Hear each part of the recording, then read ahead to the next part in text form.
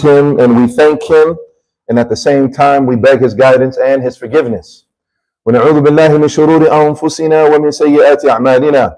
And we seek refuge and protection with him from the evil of our own souls, our egos, and of course from the evil consequences of our actions. مَنْ يَهْدِهِ اللَّهُ فَلَا مُضِلَّ لَهُ. And whomever Allah subhanahu wa ta'ala guides from his infinite love and mercy and compassion. Know for sure, brothers and sisters, no matter what obstacle you place in front of this person, no matter what you tempt them with, no matter what you try to do to dissuade them from the truth, there is nothing you can do to misguide them. وَمَنْ يُضْلِلْ فَلَا هَادِيَ لَهُ. And on the opposite end of that spectrum, if Allah subhanahu wa ta'ala has not written guidance for an individual, then no matter what information you present to them, no matter what is explained to them, no matter what facts, no matter what data, they will never be convinced of the truth and they will never be guided. نعوذ بالله من ذلك. وأشهد أن لا إله إلا الله وحده لا شريك له. And I testify before all of you that there is no God or deity. There is no one who is truly deserving of our worship, our prayers, and our sacrifice except Allah, him alone and without partners.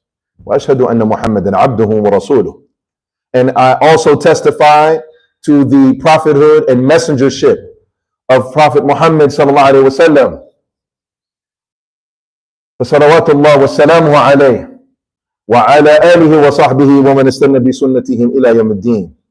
So may Allah subhanahu wa ta'ala ever and always shower him with his blessings, shower him with his mercy, exalt and raise his name in his remembrance, and send peace and blessings upon his pure family, his good companions, and all of those who would attempt to follow in their footsteps until the day that we meet our Creator. يا أيها الذين آمنوا اتقوا الله حق تقاته ولا تموتن إلا وأنتم مسلمون. O you who believe, fear Allah subhanahu wa ta'ala, be mindful and aware of him, the fear and the consciousness and the mindfulness that he is deserving of you. And don't die, rather don't you dare die except in a state of submission to his will. And by that it is meant, live every day, live every moment, live every second as a Muslim, so that eventually, and it must come to pass, when the angel of death comes knocking to punch your ticket, that you will be able to fulfill this command. وَلَا تَمُوتُنَّ إِلَّا وَأَنْتُمْ مُسْلِمُونَ. يَا أَيُّهَا النَّاسِ اتَّقُوا رَبَّكُمُ الَّذِي خَلَقَكُم مِّن نَّفْسٍ وَاحِدَةٍ. O humanity, fear your Lord who created you from a single soul, and that single soul being our father Adam. وَخَلَقَ مِنْهَا زَوْجَهَا. And then from him his mate, our mother Eve. وَبَثَّ مِنْهُمَا رِجَالًا كَثِيرًا وَنِسَاءً. And then from them both, Allah Azza wa Jal populated the earth with many men and women. وَاتَّقُوا اللَّهَ الَّذِي تَسَاءَلُونَ بِهِ وَالْأَرْحَامَ. And fear your Lord through whom you ask your mutual rights. And never ever cut the ties of family, always uphold the ties of kinship.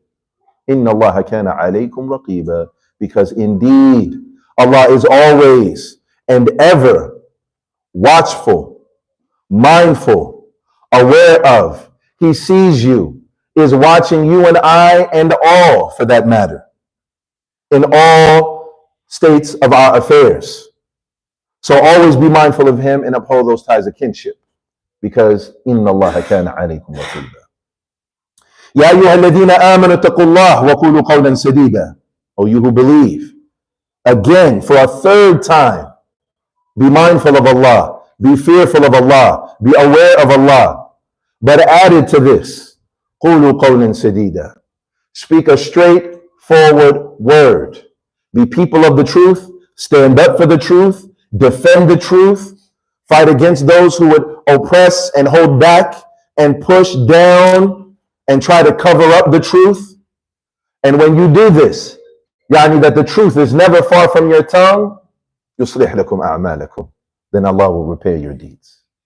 وَيَغْفِرْ لَكُمْ ذُنُوبَكُمْ. And on top of that, he will forgive you your sins. وَمَنْ يُطِعِ اللَّهَ وَرَسُولَهُ فَقَدْ فَازَ فَوْزًا عَظِيمًا. And of course, whoever obeys Allah and his messenger have achieved the greatest success that anyone could ever hope to achieve in this life.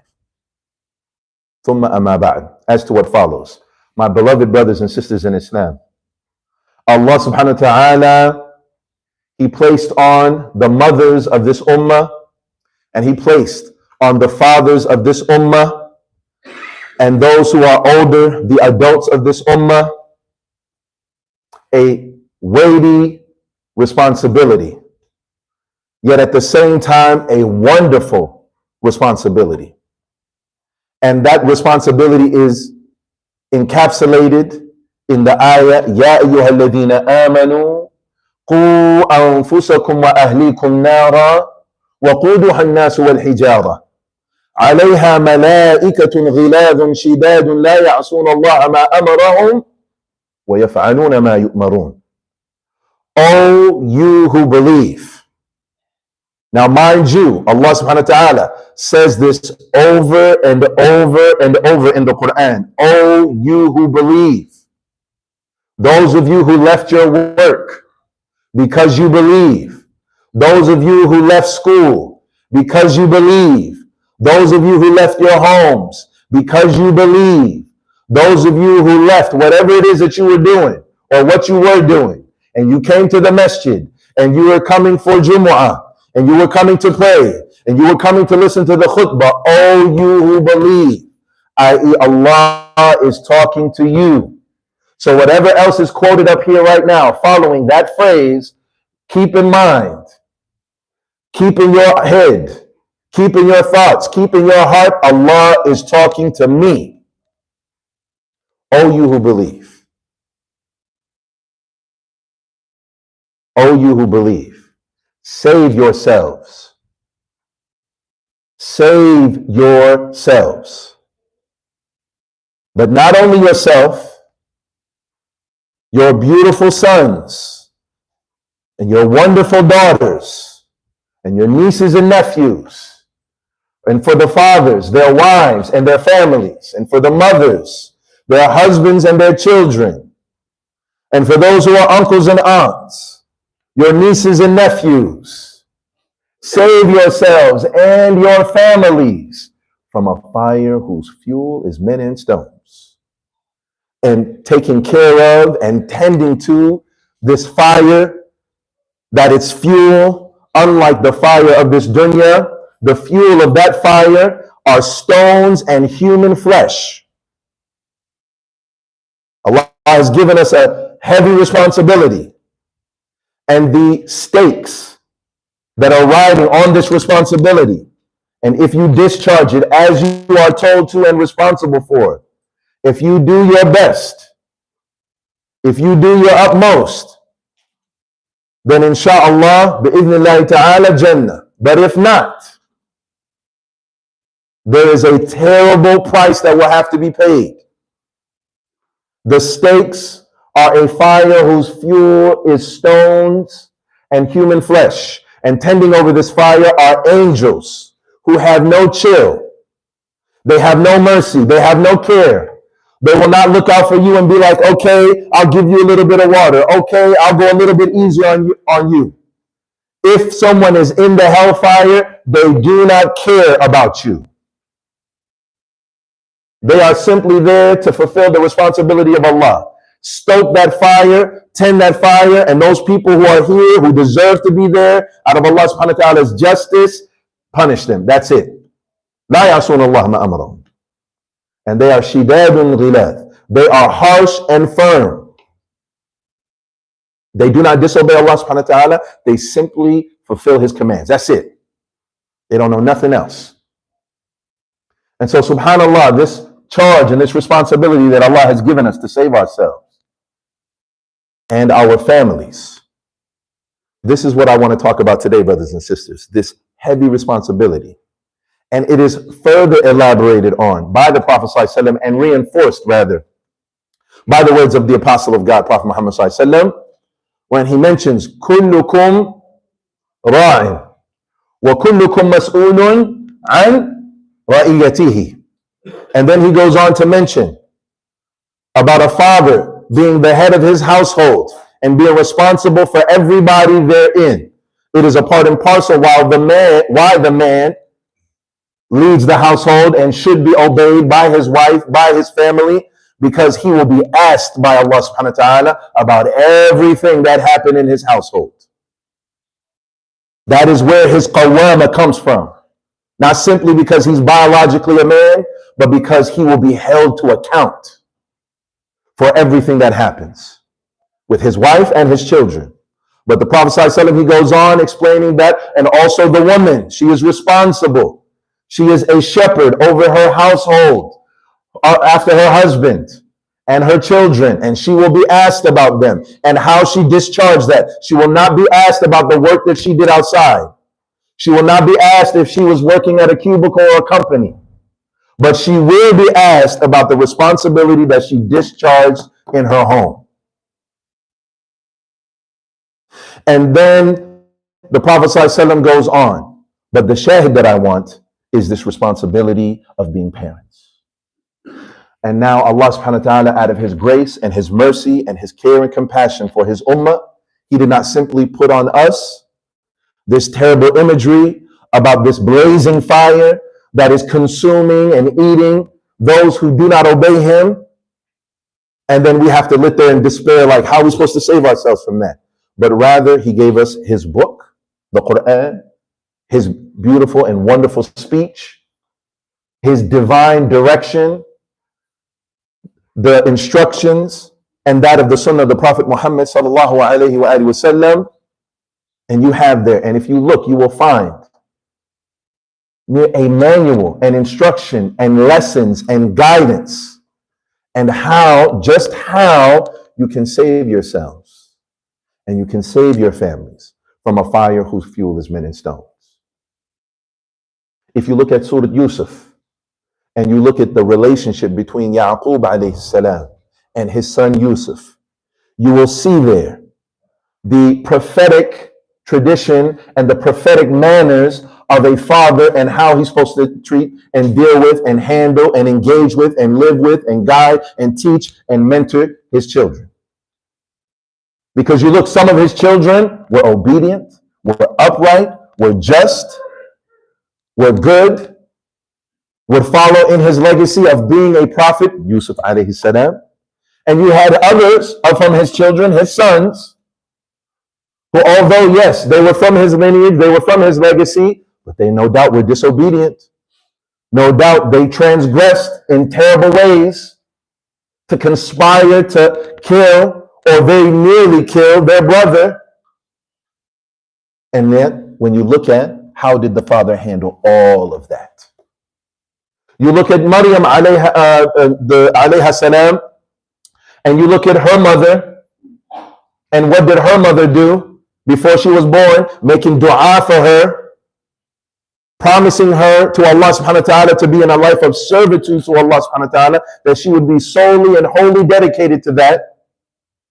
How a mother is with her children before they're even born. And there are so many other examples and lessons that you will find. Look at the seerah of the Prophet Muhammad sallallahu alaihi wasallam and his legacy. Because not all families are the same. It's not always a mother and a father. It might be an uncle who has to take care of his nieces and nephews. It might be a grandfather or a grandmother who has to take care of their grandchildren, and the father may not be in the picture. The mother may not be in the picture. But we have no excuse, because even there, the Prophet ﷺ, his father died before he was even born. Not an excuse. His mother died when he was 6 years old. Not an excuse. His grandfather took care of him for 2 years, died when he was 8 years old. Still not an excuse. And then ultimately being raised in the lap of his uncle. And you see there, even if they're your stepchild, even if they're not yours, but if they're your blood, how you can save yourselves and your families from a fire whose fuel is men and stones. And today, brothers and sisters, I want to share simply one ayah from the divine wisdom of Allah subhanahu wa ta'ala. In just one ayah, Allah gives us an entire framework on how to raise your children and save them from a fire whose fuel is men and stones. From Surah Taha, Allah Jalla fi'ula, He says, وَأْمُرْ أَهْلَكَ بِالصَّلَاةِ وَاصْطَبِرْ عَلَيْهَا لَا نَسْأَلُكَ الرِّزْقَ نَحْنُ نَرْزُقُكَ وَالْعَاقِبَةُ للتقوى والعاقبة للتقوى. Allah subhanahu wa ta'ala says, speaking to the Prophet alayhi salatu wasalam, about fulfilling this responsibility and this charge, command your families to pray. Teach your families to pray. Guide your children to pray.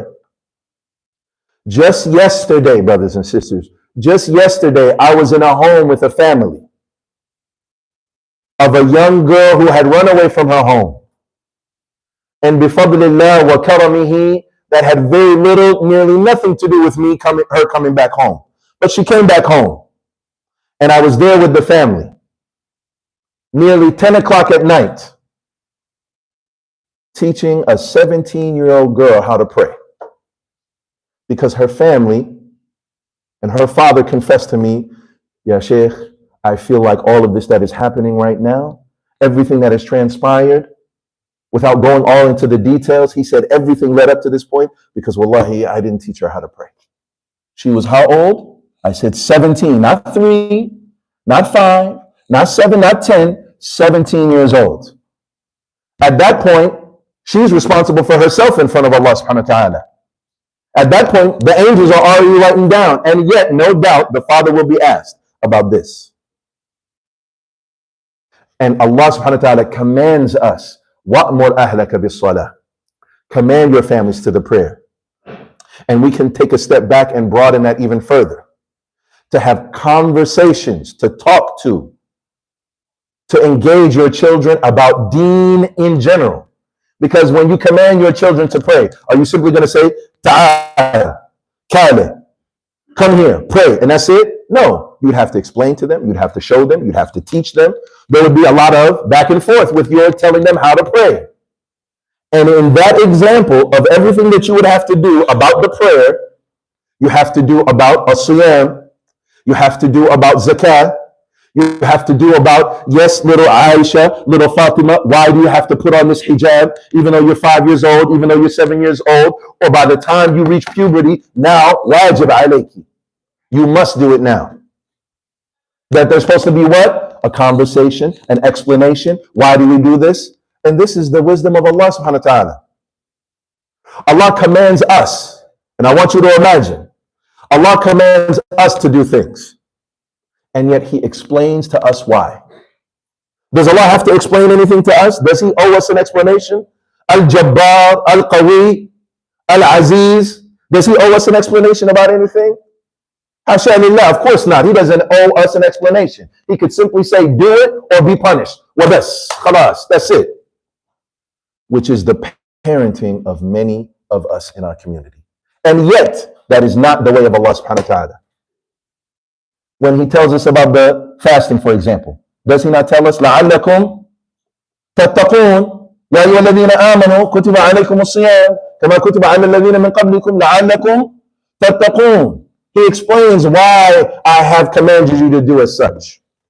Even in the salah, إِنَّ الصَّلَاةَ تَنْهَى عَنِ الْفَحْشَاءِ وَالْمُنْكَرِ. Allah tells us why do we pray, the benefits of the prayer. He tells us why not to go anywhere near zina. This is haram. Don't do this. It's no good for you. That it does what? إِنَّهَا سَاءَ السَّبِيلَ. That it ruins everything. Zina, fornication, children not knowing who their parents are, not having somebody to rear them. What if they get married later on because they don't know that that one is their sister or that one is their brother? Maintaining lineage, so on and so forth. All of these different things. My point is what? Allah explains those things to us, and he doesn't have to. But us living in America, brothers and sisters, you must explain, you must communicate, you must engage with your children about the deen. You must talk to them. It is not simply enough, because there has been, for a long-standing, terrible tragedy in our community, that many of us, right, especially when coming from another place, where they might be majority Muslim or mostly Muslim or even entirely Muslim. Well, that's just what everybody does. There was no need for an explanation. Everybody had faith by association. I'm Muslim because auntie is Muslim, uncle is Muslim, grandma's Muslim, neighbor's Muslim. So nobody doesn't have to explain anything. So then when I get older, I'm going to just do what everybody else does. Okay, Tayyip, how about your neighbors now in Maplewood? How about your neighbors now in Egan?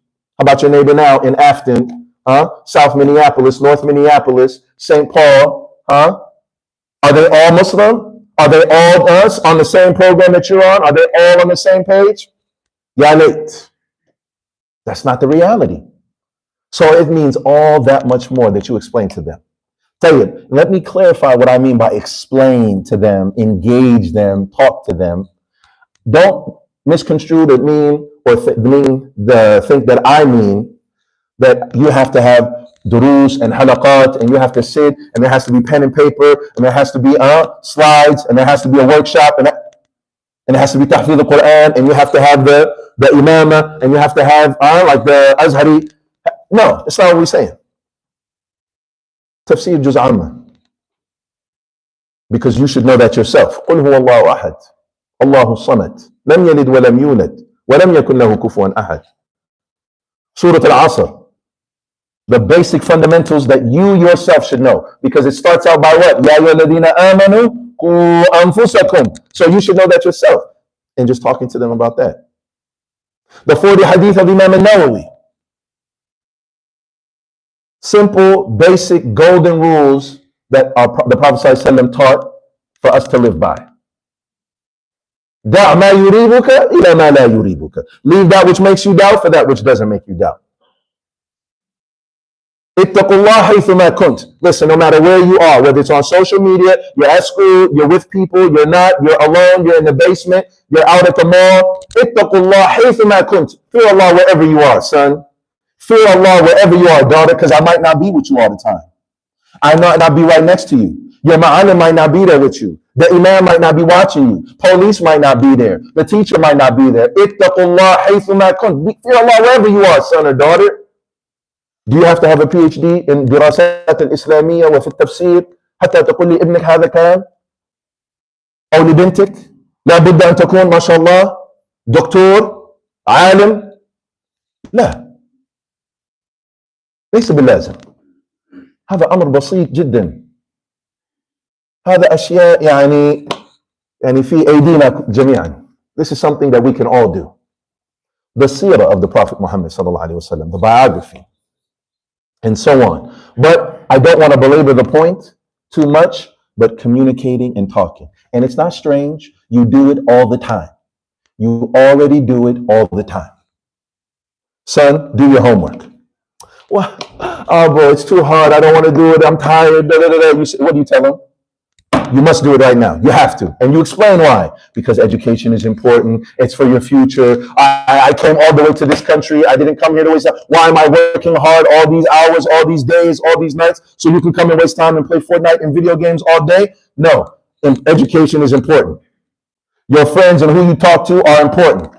Make sure you choose your friends carefully. You do it all the time. Just, you have to add in there, Deen of Allah subhanahu wa ta'ala. 5 minutes, 10 minutes, at your meal time, when you're driving in the car, but it should be something that is normal. Not when your daughter comes and she says, I don't want to wear hijab. Not when your son comes and says, Baba, I think maybe I'm a Christian. Not when they come and they run away and now you're trying to bring them home and then you're trying to bring the shaykh and then we try to fix. It should be normal conversation. So that it is a part of who they are. So that when they're at school, it's not weird for them. In fact, when people don't talk about deen, when people don't talk about Allah, when people don't talk about religion, for your children, that should be weird. To that extent. So we continue. He says, وَأْمُرْ أَهْلَكَ بِالصَّلَاةِ وَاصْطَبِرْ عَلَيْهَا. And the word istabara is not the same like sabr. Istabara is like this extreme high form, perseverance that you have to endure. Number one, you yourself implementing and practicing. You yourself being an example for your children, which is the second thing. You need, istabir. If you are not reading Quran and you have your children in a weekend madrasa, there is something wrong. If you have your kids and you are not memorizing Quran or reading Quran and they never see you do that, and then you come and you say, come Baba, come Mama, Kale Hoyo, Kale Abu, and then you tell them Saturday, Sunday, they have to memorize Quran, but they don't see you reading Quran, fi mushkila kabira. يقول الله سبحانه وتعالى يا أيها الذين آمنوا قوا أنفسكم يا أيها الذين آمنوا لم تقولون ما لا تفعلون كبر مقتا عند الله أن تقولوا ما لا تفعلون. O you who believe, why is it that you say that which you do not do? Hated and despised is it by Allah that you saying something, that you telling your kids, that you're teaching your kids. Don't listen to music, son. Don't listen to music, daughter. Astaghfirullah, a'udhu billah. These kuffar, these Americans, these Gallo people, these Farangi people. And then at the same time, you have music playing on your radio and in your car and in your house. But it's okay though, because it's music from back home. But then you tell your kids that it's not okay. Why? Because it's not music that you like. Maybe they don't like what you're listening to. This is what they like. It's 2024. That's what they get down to. So either they both haram or something is off. Either both of them is haram or something is off. Don't smoke weed, son. Don't vape, son. While at the same time, you have qat and mira like this in your mouth. Y'all know what qat and mira is? Qat and mira. We know. Those of us from East Africa, those from Yemen, we know what it is. And then you tell your son at the same time while chewing this one like this and your jaws like this every Friday night with the boys and the men just sitting around drinking shah, talking about back home, and then get mad at your son when he's smoking weed, chilling with his friends on a Friday night with his boys or the girls. Either both of them is haram or something is wrong. That you have to be patient yourself and being an example. And then, of course, being patient, persevering, and enduring in the charge of raising your kids, in talking to them and engaging them. Because it's not easy. It's not easy, for sure. There are wonderful, beautiful moments, no doubt, which helps and allows us to continue to do that. But for sure, it's heavy. And that's why you have to have patience in it. You might have to, your son's head, his head might be harder than this member right now. It might be. And you might, 5 times ain't enough telling him. 100 times may not be enough. 1,000 times may not be enough for your daughter. But it doesn't change the command of Allah. Ya ayyuhalladhina amanu qu anfusakum wa ahlikum nara. It doesn't change what Allah said. Because it's hard that your son is having a hard time with him or you're having a hard time with your daughter. You still got to do it. And there are so many families who say, Wallahi Sheikh, I tried everything. I'm done. I'm done. I'm kicking her out the house or I'm sending them out the house. They can go somewhere else. Let them stay at a shelter. It doesn't change the fact that what? Ya ayyuhalladhina amanu qu anfusakum wa ahlikum. Allah still gonna ask you. They're at the shelter. They're at your cousin's house. You sent them back home, quote unquote, ducking Elias, so you can pay somebody else, or you have some family members do the job for you. Allah is still gonna ask you. He's not gonna ask your cousins back home. Allah's not gonna ask your auntie back home. Allah's not gonna ask the second wife. Allah's not gonna ask the other people that you send them off to. Allah is gonna ask you. What did you do for your sons? What did you do for your daughters? And then it goes on. وَأْمُرْ أَهْلَكَ بِالصَّلَاةِ وَاصْطَبِرْ عَلَيْهَا لَا نَسْأَلُكَ الرِّزْقَ نَحْنُ نَرْزُقُكَ. We don't ask you for any provisions, but rather it is us who provide for you. Allah subhanahu wa ta'ala tells us the thing that most often gets in the way, the thing that is most often for us a stumbling block, is us in our parental responsibility, wanting to provide and look after our children materially. This is most often the biggest stumbling block for many people. I'm sure if I gave a survey right now and I said, do you want your children to go to Jannah? Do you want them to have a strong Muslim identity? Do you want them to be safe from the hellfire? Do you want it? Everybody's going to say, Sheikh, is that even a question? Is that even really a question? Of course we want to save our children. Sheikh. Look at them. MashaAllah, tabarakallah. However, what gets in the way? The dunya. I have to work. It's not enough that we have a modest home. We have to have a bigger home. It's not enough that we have a modest car. We have to have the newest model. It's not enough that they have shoes that cover their feet and clothes that are on their back. No. They have to have the $250, $300 shoes. And they have to have the expensive clothes. Wallahi, I've seen from our community, Muslims, who live in housing projects and have $700 shoes on for their children. $700 shoes, Balenciaga, or however you say it. $700?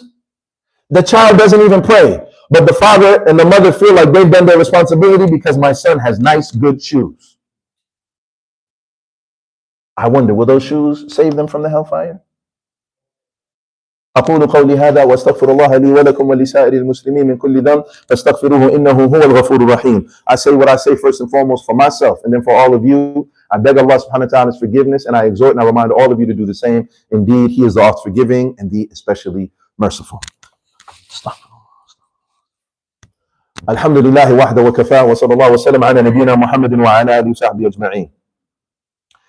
So as I mentioned before sitting down, one of the terrible tragedies that is stricken our community, two things. One is people thinking our children are going to become Muslim simply by osmosis.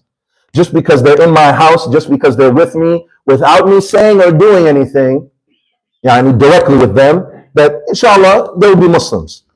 And I found so many families who genuinely, truly, not with any malicious intent. Many of them don't even consider it to be neglect. They really think, I don't understand why my daughter, who's now 19 years old, she doesn't want to wear hijab. Did you make her do it when she was 15? Did you make her do it when she was 13? Did you make her do it when she was 12? Did you talk to her about it when she was 9? They're like, no, I just thought, back home, that's what they do. Inshallah, they really be thinking that. That is not the case, brothers and sisters. That is not the case.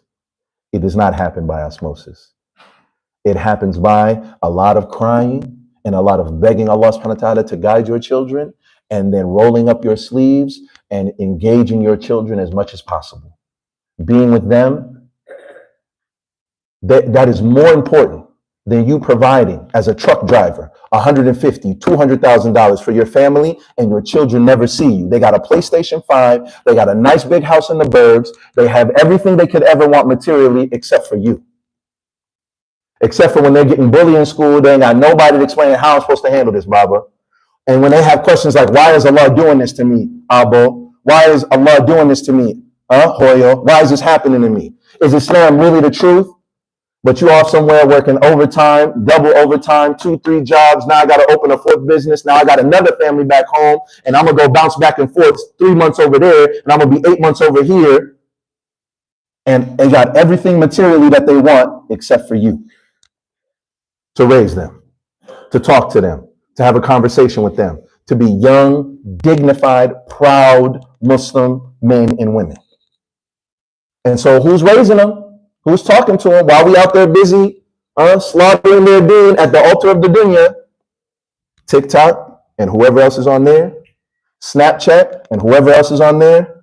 You ever wonder, because I see it all the time, y'all ever wonder how our children, for many of you, you never let them have non-Muslim friends. You don't take them to non-Muslim places in general unless you're there.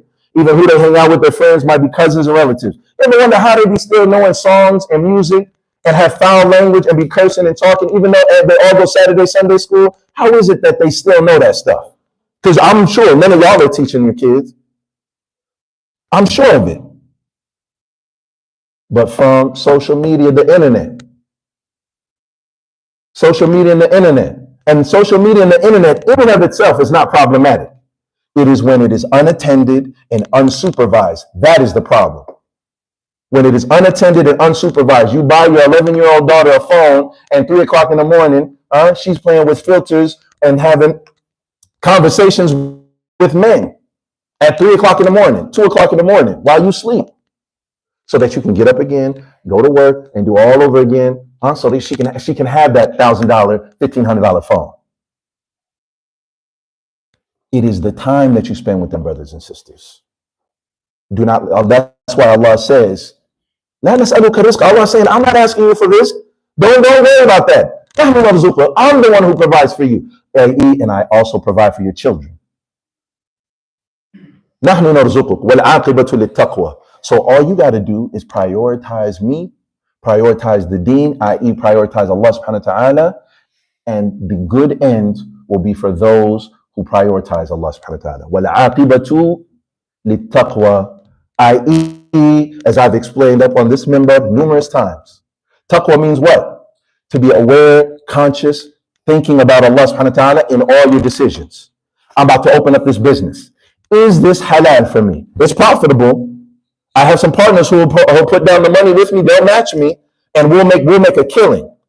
10% like clockwork. Every year we're going to make profit. But you have to ask yourself, before you think of that, is it halal? Is this pleasing to Allah? هل هذا يرضي الله سبحانه وتعالى أم لا?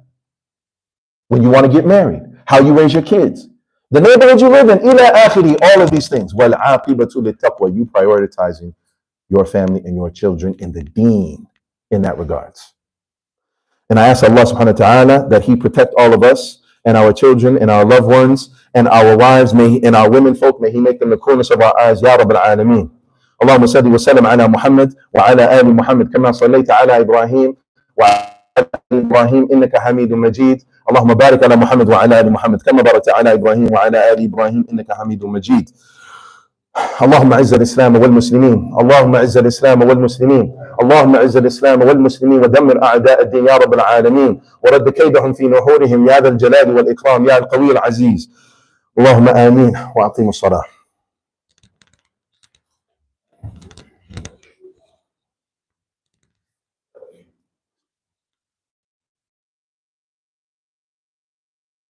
الله أكبر الله أكبر أشهد أن لا إله إلا الله أشهد أن محمدا رسول الله حي على الصلاة